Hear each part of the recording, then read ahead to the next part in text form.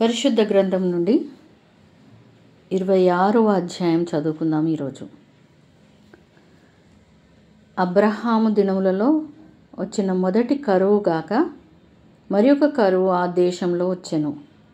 అప్పుడు ఇస్సాకు గేరారులోనున్న ఫిలిష్తీయుల రాజైన అబీమెలెకు నొద్దకు వెళ్ళెను.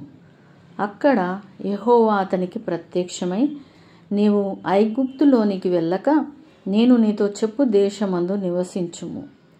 ఆ దేశమందు పరవాసివై ఉండుము. నేను నీకు తోడై ఉండి నిన్ను ఆశీర్వదించెదను. ఏలయనగా నీకును నీ సంతానమునకు ఈ దేశములన్నీ ఇచ్చి నీ తండ్రి అయిన అబ్రహాముతో నేను చేసిన ప్రమాణము నెరవేర్చి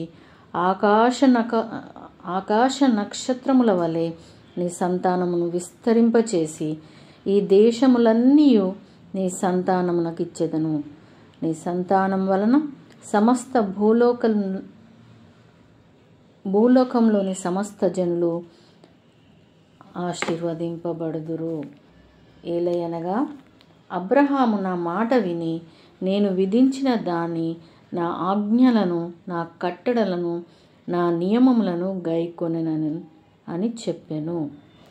ఇస్సాకు గెరారులో నివసించెను.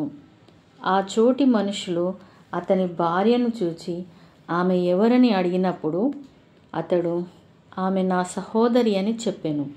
ఎందుకనగా రిబ్కా చక్కనిది గనుక ఈ చోటి మనుషులు ఆమె నిమిత్తము నన్ను చంపుదురేమో అనుకొని తన భార్య అని చెప్పుటకు భయపడెను. అక్కడ అతడు చాలా దినములు నిండిన తర్వాత ఫిలిష్తీయుల రాజైన అబీమెలెకు కిటికీలో నుండి చూచినప్పుడు ఇస్సాకు తన భార్య అయిన రిబ్కాతో సరసమాడుట కనపడెను. అప్పుడు అబీమెలెకు ఇస్సాకును పిలిపించి, ఇదిగో ఆమె నీ భార్యయే, ఆమె నా సహోదరి అని ఏల చెప్పితివని అడగగా ఇస్సాకు ఆమెను బట్టి నేను చనిపోవుదునేమో అనుకొంటినని అతనితో చెప్పెను. అందుకు అబీమెలెకు, నీవు మాకు చేసిన ఈ పని ఏమి? ఈ జనులలో ఎవడైనా ఆమెతో నిర్భయముగా శయనించవచ్చునే? అప్పుడు నీవు మా మీదికి పాతకము తెచ్చిపెట్టు వాడవు కదా అనెను. అబీమెలెకు, ఈ మనుష్యుని జోలికైనను అతని భార్య జోలికైనను వెళ్ళువాడు నిశ్చయముగా మరణశిక్ష పొందునని తన ప్రజలకందరికీ ఆజ్ఞాపించగా, ఇస్సాకు ఆ దేశమందున్న వాడే విత్తనము వేసి ఆ సంవత్సరము 100 ఫలము పొందెను. యెహోవా అతనిని ఆశీర్వదించెను గనక ఆ మనుష్యుడు గొప్పవాడాయెను. అతడు మిక్కిలి గొప్పవాడగు వరకు క్రమక్రమముగా అభివృద్ధి పొందుచూ వచ్చెను. అతనికి గొర్రెల ఆస్తియు, గొడ్ల ఆస్తియు, దాసులు గొప్ప సమూహమును కలిగినందున ఫిలిష్తీయులు అతని యందు అసూయపడిరి. అతని తండ్రి అయిన అబ్రహాము దినములలో అతని తండ్రి దాసులు త్రవ్విన బావులన్నిటినీ ఫిలిష్తీయులు మన్ను పోసి పూడ్చివేసిరి. అబీమెలెకు, నీవు మాకంటే బహుబలము గలవాడవు గనక మా యొద్ద నుండి వెళ్ళిపోమని ఇస్సాకుతో చెప్పగా, ఇస్సాకు అక్కడి నుండి వెళ్ళి గెరారు లోయలో గుడారం వేసుకొని అక్కడ నివసించెను.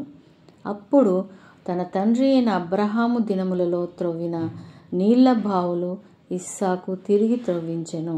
ఎలియనగా అబ్రహాము మృతి పొందిన తర్వాత ఫిలిష్తీయులు వాటిని పూడ్చివేసిరి. అతడు తన తండ్రి వాటికి పెట్టిన పేర్ల చొప్పున తిరిగి వాటికి పేర్లు పెట్టెను. మరియు ఇస్సాకు దాసులు ఆ లోయలో త్రవ్వగా జలలు గల నీళ్ల బావి దొరికెను. అప్పుడు గెరారు కాపరులు ఇస్సాకు కాపరులతో జగడమాడి, ఈ నీరు మాదే అని చెప్పిరి గనక వారు తనతో కలహించినందున అతడు ఆ బావికి ఏషేకు అను పేరు పెట్టెను. వారు మరొక బావి త్రవ్వినప్పుడు దాని కొరకును మాడిరి కనుక దాన్ని షిత్నా అను పేరు పెట్టెను. అతడు అక్కడి నుండి వెళ్ళి మరొక బావి తవ్వించెను. దాని విషయమై వారు జగడమాడలేదు గనక అతడు, ఇప్పుడు యెహోవా మనకు ఎడము కలుగజేసి ఉన్నాడు కనుక ఈ దేశమందు అభివృద్ధి పొందుదామనుకొని దానికి రహేబోతు అను పేరు పెట్టెను. అక్కడి నుండి అతడు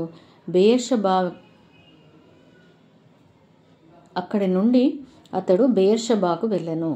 ఆ రాత్రియే యెహోవా అతనికి ప్రత్యక్షమై, నేను నీ తండ్రి అయిన అబ్రహాము దేవుడను. నేను నీకు తోడై ఉన్నాను గనక భయపడకుము.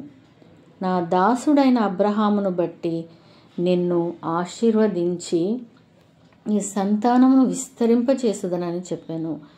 అక్కడ అతడు ఒక బలిపీఠం కట్టించి యెహోవా నామమున ప్రార్థన చేసి అక్కడ తన గుడారం వేసెను.